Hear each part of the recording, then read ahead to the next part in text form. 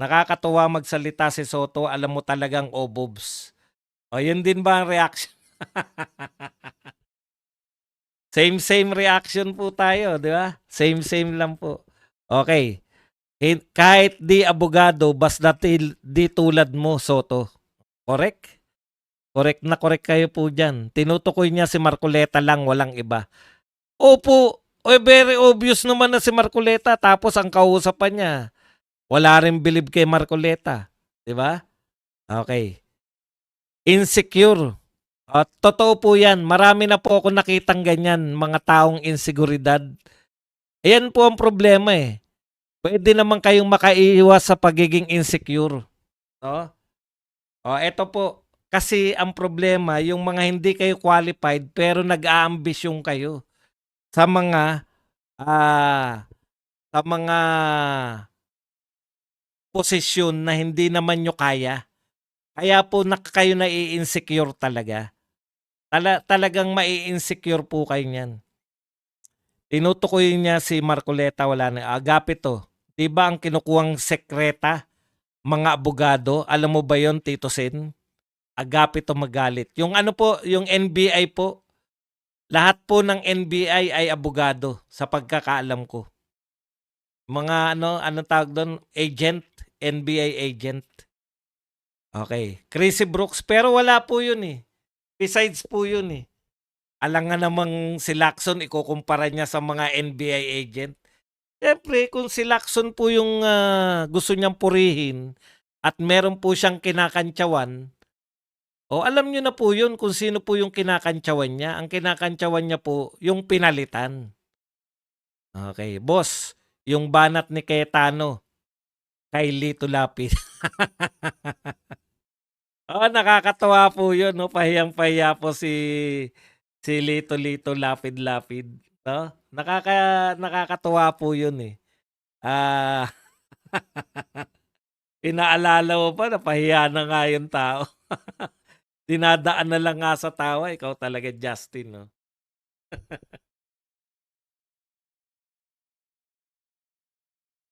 Boss, paano palitan si Soto sa pagiging SP? Pag may 13 na po, Richard Gamer. Pag may 13 na po.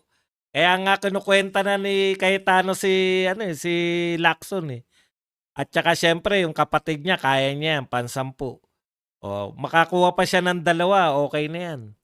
Husay niya magpalusot kahit sukol na. Hindi nga mahusay eh. Ang tawag po dyan, akala niya nakakalusot siya. Pero sa actual, hindi naman. Di ba? Yun po yun. Akala niya nakakalusot siya, hindi naman. Ugaling bangag na din eh, panay palusot, nakakasuka siya as in. Sarap dagukan, walang kwentang nilala. Magaling na investigador o magaling sa privilege speech? Di ba si Lacson ng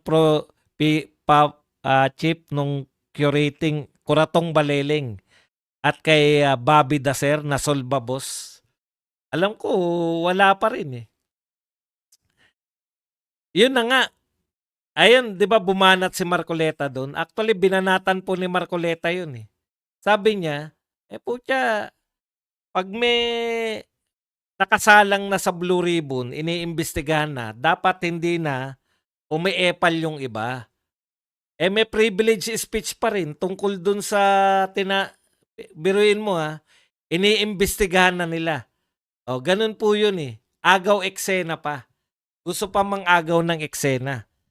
Privilege speech po, alam nyo po ang privilege speech, kahit ano po sabihin nyo riyan. No? Kahit ano po sabihin nyo sa privilege speech, wala po kayong magiging problema dyan sa privilege speech.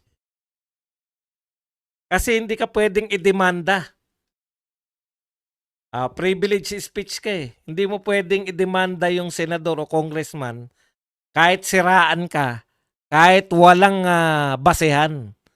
Iba po yung investigasyon na ginagawa ni Marcoleta. Maganda po dahil kitang-kita po natin. Nakita ba natin yung iniimbestigahan ni Senator Lacson kung paano niya nakuha yung mga impormasyon? Samantalang kay Marcoleta, harap-harapan, no? Eto mga diskaya, may sasabihin. Yung gano'n, gano'n ang tunay na, 'di ba? Namutla si SP kahapon dahil sa banat ng nasa minority. Interview, hindi naman pala kayang pangatawanan. Si JB makuha yan, kinausap ni Erap. Odd Smith, BBS Las Vegas mahilig sa salitang nagmamadyong si Escalera Brothers. Hides. Dapat ikudita uli yan at palitan ni Senator Alan Cayetano. Nakita nyo po, no? Mas magaling talaga si Alan Cayetano. Sana ganyan lang, Alan. Yung bumira talaga. Hindi dati gusto mo pang i-please lahat eh. Hindi mo mapi-please lahat. Bira lang ng bira. Di ba? Okay, dapat PhilHealth funds gusto ni Pangilinan ilipat para sa almusal. Sabi ko nga sa Birada Agila po siya.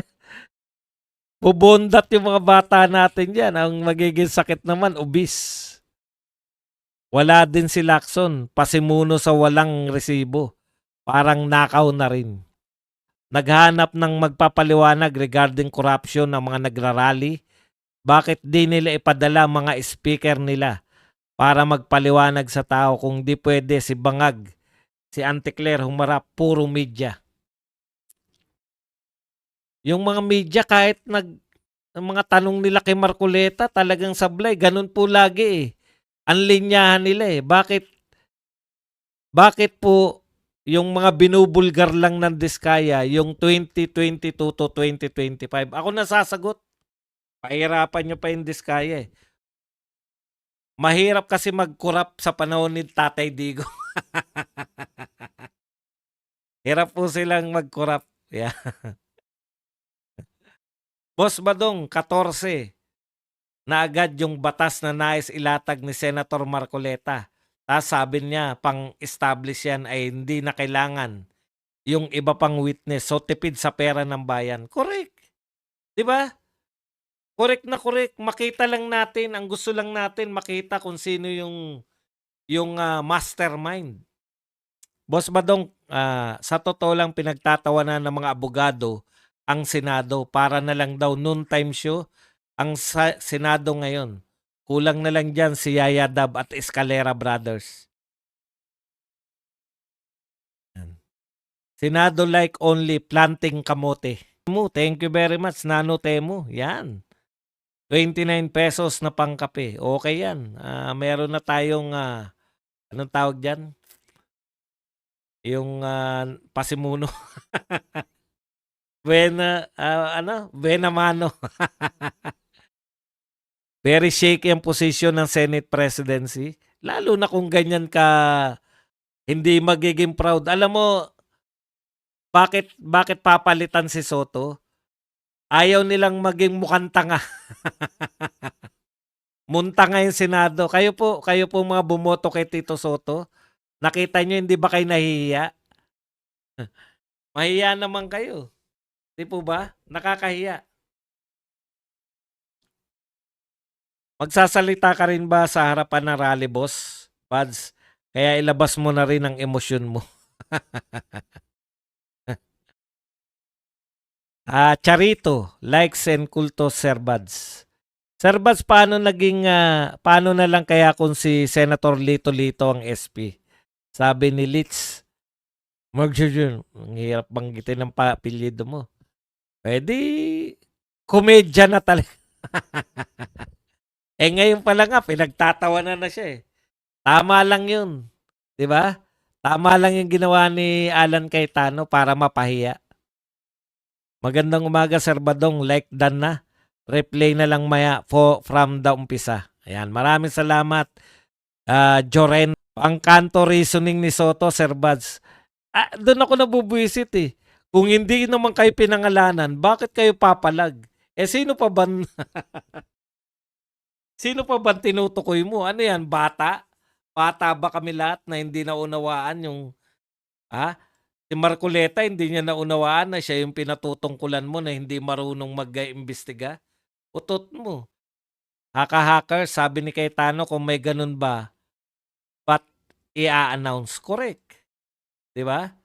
Pero talaga namang panapanahon 'yan 'pag nakakuha ka kasi, 'pag nakakuha ka ng, 13, puwede na. Salamat po, okey na po sounds. Mama kulit. May katandem na si Auntie Claire sa ilalim ng pangalan ni Tutasen. Inano pa, 'no, kinote pa si Auntie Claire, eh. Akala mo naman otoridad yung kino-quote niya, eh. Tindi rin. Sa kawalan ng ma-quote si Auntie Claire pa, eh. Akala niya naman talaga si Auntie Claire, isinusuka nga namin 'yan, eh. Mas anong meaning ng thumbs up sign ni Supremo nang tanungin ni Senator Alan kung puwede siya ang pang-10? Alam niyo na. Sabi sabi naman sa inyo 'pag may numero na kayo, okey na si Lito Lapid. Dapat i-contempt yang si Abante ng haharas ng resource person. Dati pa niyang ginagawa 'yan. Boss Badong, shoutout si Agapito Magalit, SN. Yung nagtanong kanina. Lyro Abance. Boss Badong, shoutout sa misis kung maganda, Marites Abance at Attorney Abance at Boss King. Yan, mula kay Lyro o Liro Abance. Hopefully, lumipat uli ang bilyars. Sana nga po. Kaso, minsan, mahirap talaga kakampi yung mga maraming kompromiso. Sa madaling salita, mahirap pong kakampi ang maraming kompromiso. Iyan. Insecure lang yan, matatanggal na sa Senado, wala naman nagawa si Marcoleta, 3 salang pa lang, malayo kaagad ang narating. Correct. O katulad po niyan, yung magaling yung investigador, ni wala pong schedule yata ngayon. Nakakahiya naman. Yung Sec Laurel. Mamaya po, anuin ko yung Sec Laurel. Mukhang may maganda rin balita rin. Hindi ko po napapanood o hindi ko po nababasa. Sinalang ko lang to kasi panggabi ko dapat to, eh. Kagabi po dapat to, kaya lang pumalpak yung salang natin, eh. Ngayon medyo okay na. Meron po sana na napakagandang resulta para sa bayan after September 21. Sana nga po, Ma'am Charity.